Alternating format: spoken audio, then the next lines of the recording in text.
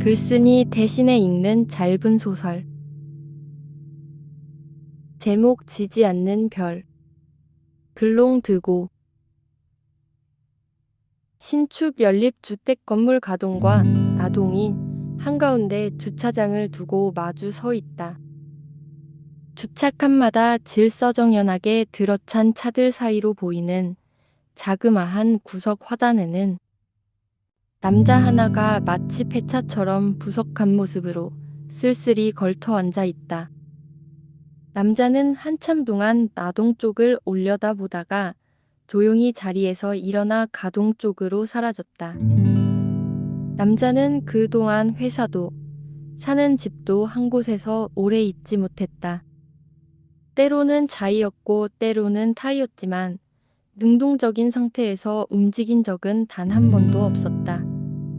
그러고 나면 불면의 밤은 어김없이 찾아왔고 자신은 내용물을 모두 쏟아내고 버려진 검은 비닐봉지처럼 심하게 구겨져 있는 것만 같았다. 회사 일이 고돼 그렇지 매번 잘 적응하는 게 어디 쉬워? 결혼은커녕 연애 한 번을 못 해봤다지 아마. 40도 넘었다던데 지 집 하나가 없어서야 따위의 대화가 들릴 만도 한데 언제부턴가는 입에서 입으로 전해지는 흔한 루머조차 남자에게는 더 이상 들려오지도 않았다. 이 점이 무엇보다도 자신을 더 서럽게 한다는 것쯤은 남자도 알고는 있었지만 아무리 이곳저곳으로 옮겨 다녀 보아도 관심을 받기란 결코 쉽지가 않았다. 전날은 새벽 3시 30분, 전전날은 새벽 2시 55분, 몇 주째 잠은 자다 깨기만을 반복하고 있었다. 그날도 핸드폰 시계가 새벽 3시 전후를 나타낼 쯤에 자다 깬 남자는 바로 침대에서 일어나 입고 있던 추리닝 차림 그대로 집을 나섰다. 나동 쪽으로는 유독 밝은 별 하나가 변함없이 반짝거리고 있었다. 동네 한 바퀴를 배회하듯 돌고 나서야 남자는 집 앞으로 돌아와 그 자그마한 구석 화단에 풀썩 주저앉은 듯 몸을 맡기고선 나동 쪽으로 고개를 들었다. 어떤 날은 나동 쪽 별을 올려다보며 남자는 소주 병나발을 불기도 했다. 또 어떤 날은 소리가 되지 못하고 속에서만 웅얼거렸지만 수없이 많은 말들을 털어놓기도 했다. 또 어떤 날은 하염없이 흐느껴 울기도 했다. 그러다 어떤 날은 저 별에서 이상한 소리가 난다거나 이상한 물체가 휘릭 나타났다가 사라지거나 하는 환청과 화경에 덜컥 겁을 먹고서는 불이 나게 가동 쪽으로 사라지기도 했지만 유독 밝게 빛나는 저 별은 남자에게도 기어이 사귀게 된 든든한 벗인 것만 같았다. 나동 쪽 별을 올려다 본 지도 어느덧 3개월이 지났다. 그 말인즉 남자가 이 신축 건물로 이사를 온 지도 정확히 3개월이 지났을 때였다. 그날의 아침 출근길 풍경은 다른 날과는 사뭇 달랐다.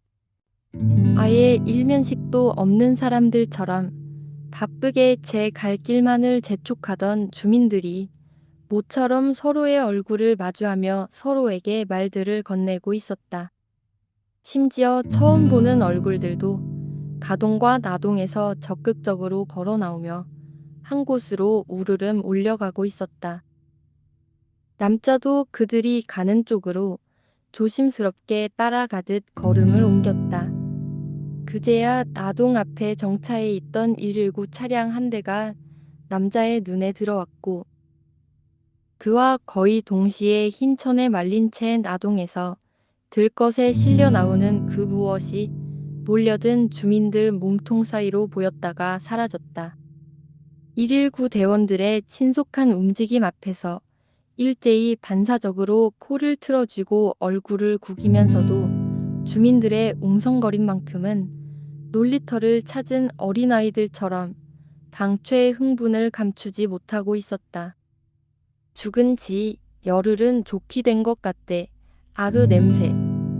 그러니까 뭐 고독사 같은 건가? 나동 502호면 여자 맞지? 남자일걸? 오늘만 떠들고 내일부턴 쉬쉬들해. 집값만 떨어져.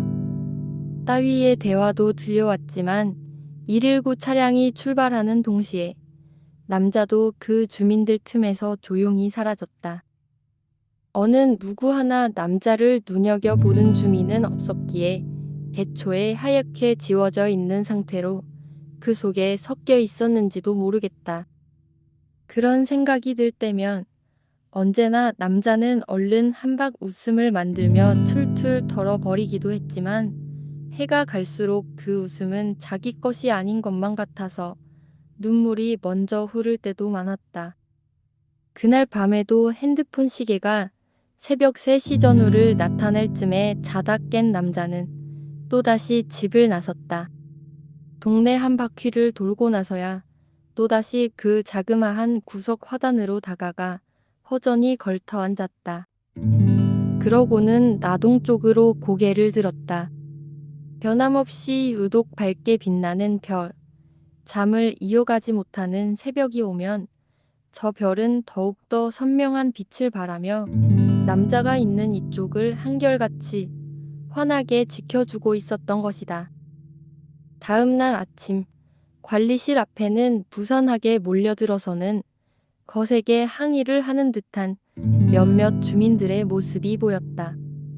어쩔 줄 몰라 하며 관리인이 재빨리 모습을 보이더니 목을 길게 빼며 주민들과 함께 나동 쪽 한 곳을 올려다보았다.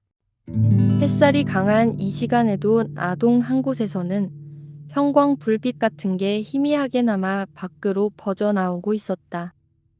남자의 눈에는 햇살을 뚫고 나오는 저 인공의 불빛이 그렇게나 따뜻해 보일 수가 없었다. 관리인이 서둘러 아동 입구 쪽으로 사라지자 야단을 떨던 몇몇 주민들도 모두가 황급히 그 뒤를 따라서 사라졌다.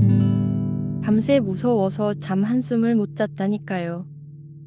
무슨 귀신이라도 있나 했어, 나는. 관리인이 하는 일이 뭔데요. 형광등이건 뭐건 전원 같은 건 확실히 꺼졌나 하고 확인을 했어야죠. 사람도 죽어나간 집에 무슨 해괴망측한 일이래. 따위의 대화도 들렸다가 사라졌다. 그리고 몇 분도 채 지나지 않아 나동 502호에서 흘러나오던 형광 불빛도 완전히 사라졌다. 한참을 우두커니 서서는 그곳을 올려다보던 남자도 어느 순간 핸드폰 시계를 보더니 그 앞에서 조용히 사라졌다. 남자는 사실 느끼고는 있었다. 가끔씩 그 별에서 들려오던 이상한 소리는 다름 아닌 그 안에 홀로 있었을 누군가의 울음소리였다는 것을. 휘릭 나타났다가 사라지던 이상한 물체의 정체 역시 다름 아닌 같은 누군가의 잠을 잃은 불안한 뒤척임이었다는 것을. 그러나 남자는 그 별에 다가갈 달리 방도 같은 게 떠오르진 않았다. 그럴 때마다 오히려 덜컥 겁이 났고 남자는 환청과 환영이라고 자신을 속이면서까지 손살같이 도망치듯 가동으로 사라지고는 했던 것이다. 한 달 정도면 그나마 없어지곤 하던 증상이었다. 그런데 이번에는 몇 달이 지나가는데도 자다 깨는 일은 멈출 기미가 보이지 않는다. 남자는 간만에 또다시 병원을 찾았다. 여느 때와 마찬가지로 병원에서는 뇌신경계의 문제나 기타 질환 같은 건 없어 보인다고 했다. 그러면서 규칙적인 운동과 영양 잡힌 식습관, 핸드폰 사용이나 TV 시청, 과도한 카페인 섭취와 과음 등도 개선을 하고 무엇보다도 안정적인 수면 환경을 조성하는 게 중요하다고도 했다. 남자는 답답했다. 자신은 이미 오래전부터 그렇게 살아오고 있었다. 흐트러질래야 흐트러질 수도 없었다. 그러는 순간 남자의 쓸쓸함이 더 깊은 수렁으로 자신을 빠뜨릴 게 뻔했으니까. 눈을 떠보니 역시나 새벽 3시를 막 넘은 시각이었다. 또다시 남자는 바로 침대에서 나와 입고 있던 추리닝 차림 그대로 집을 나섰다. 도저히 끝이 날 것 같지 않은 반복인 셈이었다. 동네 한 바퀴를 돌고 나자 그 자그마한 구석 화단에 지친 몸을 맡기고선 남자는 힘없이 고개를 숙였다. 이제는 남자가 나동 쪽을 올려다 보기 위해 고개를 들어야 할 이유 같은 건 없었다. 관리인과 주민들이 나동 502호로 성급히 쳐들어간 그날 이후 유난히 밝게 빛나던 그 별은 더 이상 뜨지 않았기 때문이다. 남자는 자리에서 일어나 가동 쪽으로 걸어갔다. 그리 어둡기만 한 새벽은 아니었다. 그때 갑자기 환한 빛 하나가 자신 쪽으로 떨어지는 걸 느끼자 남자가 걸음을 멈춘다.